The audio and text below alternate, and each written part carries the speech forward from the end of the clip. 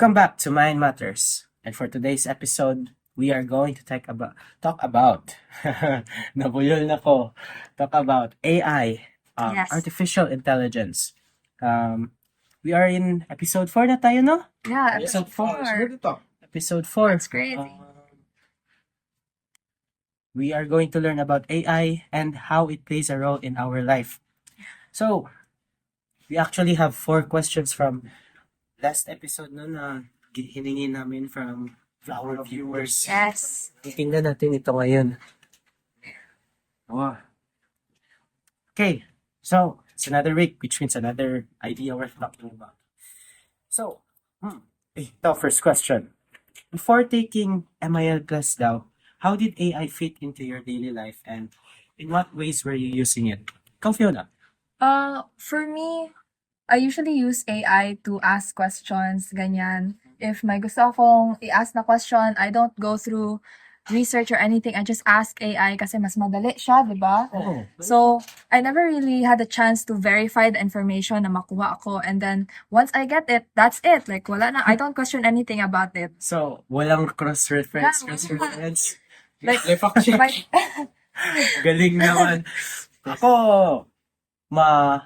ang paggamit ko lang sa Canva mostly, like sa design. may AI pala doon. Gawin ko din yan sa English. Yeah. Like, tinaprompt ko lang ano na design ang paganda dito. Tapos, pagkita niya, kuya gani. Oh, wow. Ikaw sa Tapos, Para sa akin, I think gagamit naman ko kung kung ako maisip nga something like gina-question ako, for example, what's ang difference between lesbian and a queer? And uy, grabe. like for real, like na-realize na ko ang lesbian is more like woman nga galap sa otherhood woman. Ang queer kay more complex, more nuanced daw. I think ang queer is for everyone. Oh, you know, for everyone. right? Oh. Yeah. So, So looks like we just have a vague idea of what AI is. No, for me, actually I use AI for life advice din. Like without knowing good sa iyang mga sa biases and Yeah. stuff like that. But then I learned na it can actually be biased pala. So it just supports what I'm saying. So I think isa rin yun sa mga answer natin sa second question, no? oh. Ang second question kasi is, what key lessons daw about AI did you learn this semester? And which ones had the biggest impact on how you now approach AI and use AI tools pala? Yeah. Oh. Yeah. So It's actually correct na may naging bias siya. Yeah, that's actually one of the most significant things na I've learned from our MIL class. That it can be biased and it's not just based on logic, you know, it's just Yeah. it doesn't give you just a cold response. Actually, it supports whatever you say. So if sabihin mo na, should I do this? Should I do that? It doesn't tell you if mali ba yan or no, you shouldn't do that.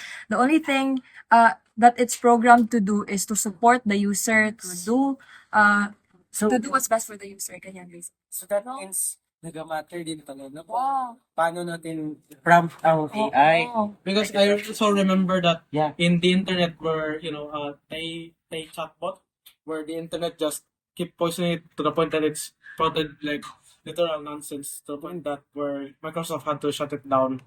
Oh, that's The interesting. chatbot, I remember from, I think, last decade. Is that Oh, last decade. That's an updated version of Yeah, it's an AI. updated I version. thought it was gonna be the The new version. Gemini ba yun? Hmm. Gemini? Ay, sa Google pa yung Gemini.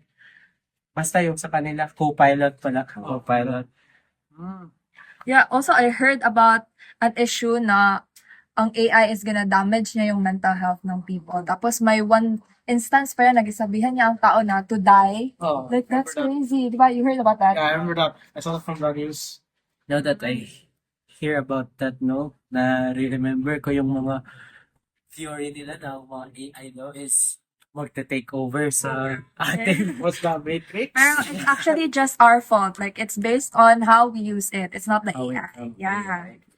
Okay, so, ready na ba mag-move sa third question? Yes. Okay.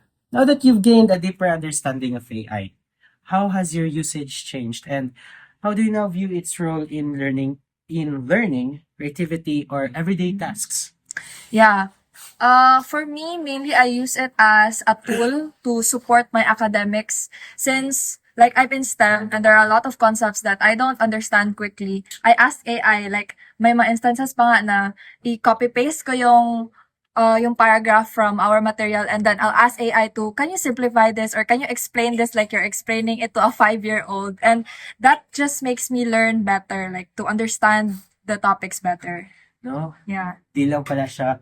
It's not only used in research, ganyan-ganyan. Oo. It can also be used in studying. Yeah.